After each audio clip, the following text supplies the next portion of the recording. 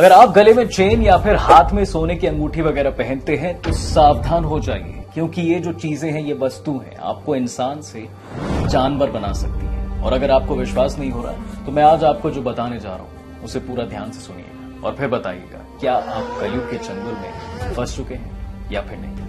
देखिए, वैसे तो शादी हो या फिर विवाह या देवी देवताओं का श्रृंगार, इन सभी चीजों में जो है सोने का इस्तेमाल जरूर किया जाता है, लेकिन हमारे पुराणों में एक कथा का वर्णन मिलता है जिसके अनुसार सोने में कलयुग का वास होता है और वो आपको कभी भी खत्म कर सकता है, यकीन मानिए। तो कथा जो है वो इस प्रकार है।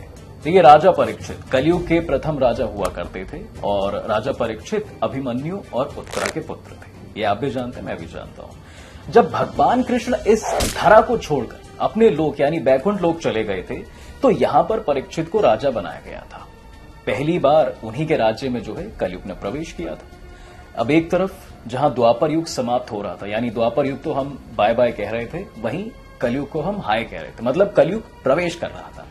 अब ऐसे में एक दिन राजा परीक्षित जो है अपने राज्य का भ्रमण करने के लिए निकल जाते हैं।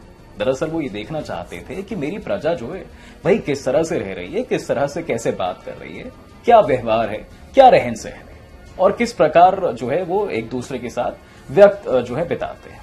अब जब राजा अपने राज्य से निकलकर कुछ दूर आगे जाते हैं तो उन्होंने देखा कि एक गाय और एक बछड़े को एक काला आदमी डंडे से बहुत बुरी तरह मारा है। गाय रो रही है और दूसरी तरफ उसका जो बछड़ा है वो भी रो रहा है। बछड़े के 3 पैर उस काले आदमी ने मार मार के तोड़ दिए। एक पैर पर बछड़ा खड़ा है और अपनी मां की ओर देख रहा है और रो रहा है बहुत बुरी तरीके से। दोनों के आंसू निकल रहे हैं आंखों में से।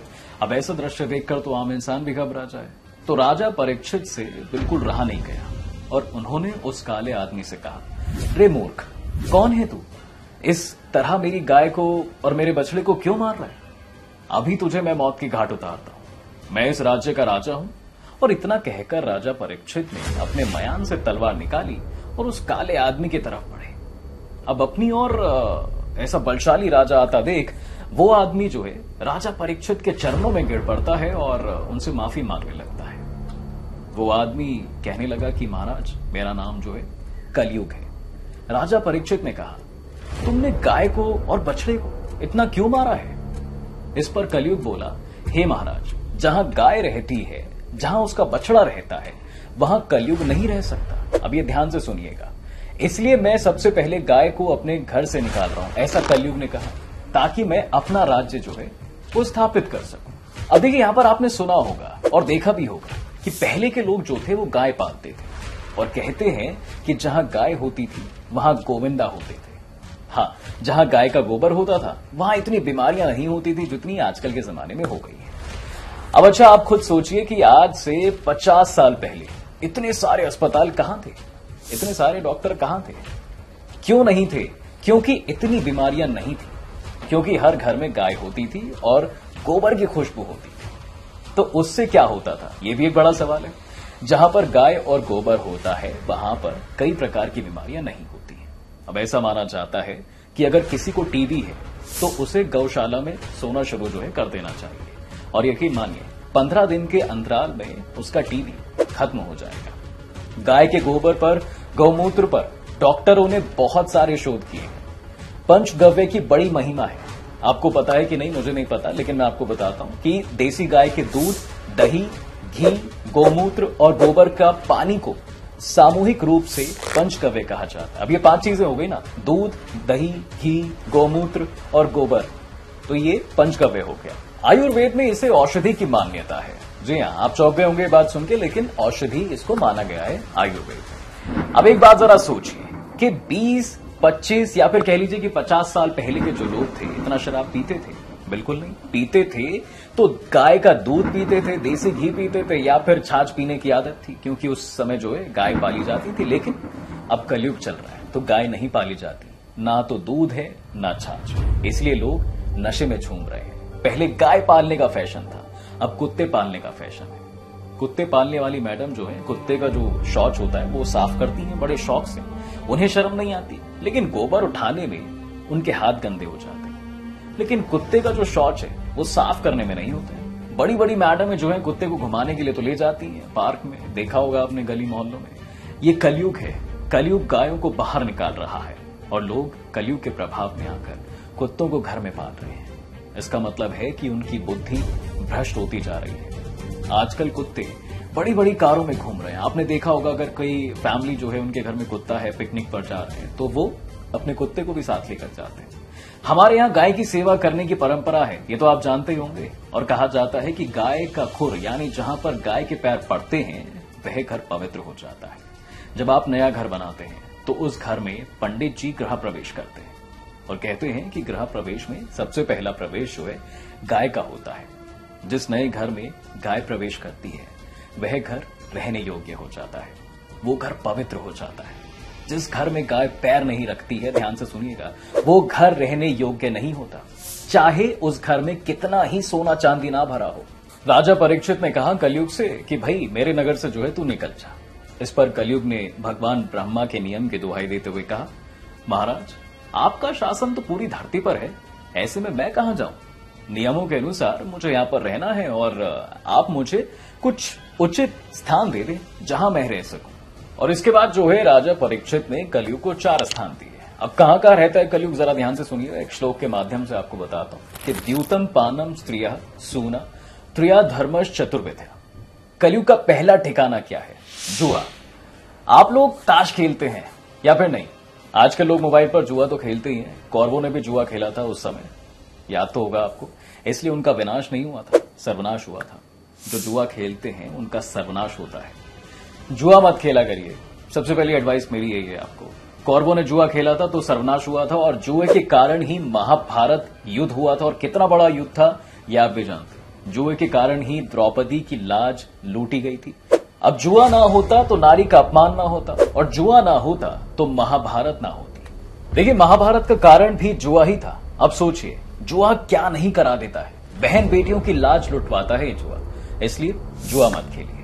अब आप खुद सोचिए, क्या कोई पिता चाहता है कि उसका बेटा बहुत बड़ा जुआरी बने? क्या आप चाहते हैं कि आपका बेटा जुआरी बने? नहीं ना, तो आप जुआ मत खेलिए। अब आइए कलयुग के दूसरे ठिकाने की बात करते हैं, जो है शराब। तो जहां शराब है वहां कलयुग है। अगर आप शराब पिएंगे तो आपका विनाश नहीं होगा, वहां सर्वनाश की व्यवस्था है। तो क्या आप शराब पीते हैं? मीराबाई ने भक्ति का रस पिया था और आज तक हम लोग मीरा का नाम जपते हैं। आज तक हम सभी मीरा को याद करते हैं और हम मर जाएंगे, लेकिन फिर भी मीरा भक्तों के हृदय में हमेशा जिंदा रहेगी। स्वामी विवेकानंद जी ने भी तो यही प्यार पिया था, तुलसीदास जी ने यही प्याला पिया था, कबीरदास जी, माधवाचार्य जी, श्री व्यास राय तीर्थ जी, भद्राचल रामदास, समर्थ रामदास, श्री कृष्ण परमहंस, ये सभी प्रभु का प्याला ही तो पिए थे। ये सभी आज तक अपने भक्तों के हृदय में जिंदा हैं। और आप जो पीते हैं किसी दिन किसी गंदी नाली में पड़े हुए मिलेंगे। आपकी वाली अच्छी नहीं है, मैं ये कहना चाहता हूं, इसलिए उसे छोड़ दो, हमारी वाली पियो। राम नाम का प्याला पियो, कृष्ण नाम का प्याला पियो। एक बार पी लिया तो काम बन जाएगा। अब तीसरा ठिकाना है दोस्तों कलयुग का पर स्त्री गमन यानी चरित्रहीनता, जहां व्यक्ति चरित्र से गिरा हो। अब चाहे पुरुष हो स्त्री हो, जहां भी चरित्रहीन लोग होते हैं वहां भी कलयुग होता है। इसलिए चरित्र का हमेशा ख्याल रखिएगा। चौथा ठिकाना है मांस, मछली, अंडा इत्यादि। आप में से कितने लोग अंडा खाते हैं? किसके कहने पर अंडा खाते हैं? अरे मुर्गी का बच्चा ही तो अंडा है। अगर अंडे को ना छेड़ा जाए तो अंडे के अंदर से क्या निकलता है? मुर्गी का बच्चा ही तो निकलता है। अगर कोई अंडा खा रहा है तो सोचिए आप किसी के बच्चे को खा रहे हैं। अंडा खाना मतलब मुर्गी के बच्चे को खा लेने के बराबर ही है। अगर कोई अपने बच्चे को अंडा इस वक्त खिला रहा है तो अभी से बच्चे के संस्कार को बिगाड़ेंगे और यही बच्चे बड़े होकर जब उनकी पीठ में लाठियां बरसाएंगे ना तो उन्हें बिल्कुल भी नहीं रोना चाहिए। बच्चों में संस्कार मां बाप से ही बनते हैं और बिगड़ते हैं। मुर्गी के बच्चे को खा जाते हैं और आपको लज्जा नहीं आती? खाने के नाम पर क्या खाने के लिए आहार कम है? क्या 56 भोग नहीं है खाने को जो अंडा खाते हैं आप लोग? अपना धर्म भ्रष्ट करते हैं आप। अंडा, मुर्गी, मछली, मांस खाने वाले के हाथ का कोई पानी पी ले तो उसकी बुद्धि ही भ्रष्ट हो जाएगी। इसलिए इन लोगों से जितना हो सके उतना दूर रहिए। अंडा खाने वालों के हाथ से अगर आपने पानी पी भी लिया तो आपकी बुद्धि पर भी उसका प्रभाव पड़ जाएगा। इसलिए पहले के लोग खान पान शुद्ध बहुत किया करते थे, अगर आपको याद हो तो। और आज की तरह पहले जो जात पात या फिर छुआछूत नहीं था हमारे देश में, किसी की भी जाति के हैं आप, किसी संत को फर्क नहीं पड़ता, उन्हें आपकी जाति से छुआछूत नहीं है। परंतु अगर आप अपने कर्मों से गिरे हुए हैं तो आप अछूत हो गए हैं। तो आपके हाथ का पानी कौन ही पिएगा? भले ही आप जाति से ब्राह्मण हो और गलत काम कर रहे हो, अगर कोई आपके हाथ का पानी पिएगा तो उसकी बुद्धि भी भ्रष्ट हो जाएगी आप ही की तरह। उसी तरह अगर आप क्षत्रिय हैं और गलत काम कर रहे हैं, अगर कोई आपके हाथ का पानी पिएगा तो उसकी बुद्धि भी भ्रष्ट होनी तय है।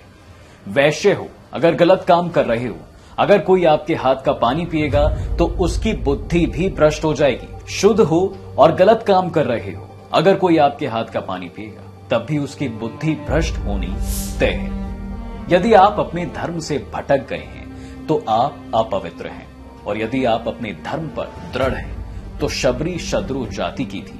शबरी के झूठे बेर भगवान राम ने खाए थे, क्योंकि वह एक धार्मिक स्त्री थी। अगर आप धर्म से जुड़े हुए हैं, ध्यान से सुनिएगा, अगर आप धर्म से जुड़े हुए हैं, अच्छे कर्मों से जुड़े हुए हैं, सत्संग से जुड़े हुए हैं, आपका खान पान अच्छा है, व्यवहार और संस्कार अच्छे हैं, तो आपके हाथ का भोजन कोई भी संत कर लेगा। और अगर आप अपने धर्म से गिरे गए हैं, आपके हाथ का पानी हानिकारक है। इसलिए आपको अपने धर्म की रक्षा करनी होगी। धर्म रक्षति रक्षतः एक लोकप्रिय संस्कृत वाक्यांश है जो महाभारत और मनुस्मृति से मिलता है। इसका अर्थ है कि धर्म की रक्षा करने पर रक्षा करने वालों की धर्म रक्षा करता है। धर्म की रक्षा करने आपका पड़ोसी नहीं आएगा, ध्यान रखिएगा। अंडा मुर्गी मांस खाएंगे तो भ्रष्ट हो जाएंगे आप, इसलिए अभी भी वक्त है, ये गलत काम मत करिए। आप किसी मृत प्राणी को जीवित नहीं कर सकते, तो फिर किसी जीवित प्राणी को मारने का अधिकार आपको किसने दिया है? आप किसी को जीवन नहीं दे सकते हैं, तो बताइए आपको किसी के जीवन लेने का अधिकार किसने दिया है? इस सवाल का जवाब आपके पास। राजा परीक्षित ने कलयुग के लिए 4 कमरे बनवाए और इस पर कलयुग ने प्रार्थना करते हुए ये कहा था, ये सभी तो ऐसे स्थान हैं महाराज जहां बुरे व्यक्ति जाते हैं, कोई एक ऐसा स्थान भी दीजिए जो अच्छा माना जाता हो। इस पर राजा ने उसे सोने में रहने की अनुमति भी दे दी। राजा परीक्षित यहां भूल गए कि उन्होंने खुद भी स्वर्ण मुकुट पहना हुआ था। कलयुग को मौका मिल गया और वह सूक्ष्म रूप में राजा के ही सिर पर बैठ जाता है। राजा परीक्षित ने जो स्वर्ण की मुकुट पहन रखी थी, वो मुकुट जरासंध की थी। जरासंध को मारकर भीम ने उस मुकुट को अपने साथ ले आए थे और वही मुकुट आज राजा परीक्षित ने पहनी थी। तो इस प्रकार से राजा परीक्षित की बुद्धि भ्रष्ट हो गई। कलयुग राजा परीक्षित के सिर पर चढ़ गया था। अच्छा, कलयुग क्या करता? तो आपकी बुद्धि को भ्रष्ट कर देता है। शराब क्या करती है? तो वो भी आपकी बुद्धि को भ्रष्ट कर देती है। जिसकी बुद्धि भ्रष्ट हो जाएगी उसका पतन तो निश्चित ही है, उसका सर्वनाश होना निश्चित है। इस कलयुग से आपको अपनी बुद्धि ही तो बचानी है, अपना विवेक ही तो बचाना है, ये ध्यान रखिए। रावण की बुद्धि भ्रष्ट हुई थी तो सीता हरण जैसा पाप करके उसने अपने परिवार का नाश कर लिया था। जब भगवान दंड देते हैं तो सबसे पहले आपकी बुद्धि भ्रष्ट कर देते हैं। विनाश काले विपरीत बुद्धि, ये तो आपने सुना होगा। इसका अर्थ है कि जब भी मनुष्य किसी विपरीत परिस्थिति में फंस जाता है और उसका विनाश निकट आ जाता है तो उसकी बुद्धि भ्रष्ट हो जाती है।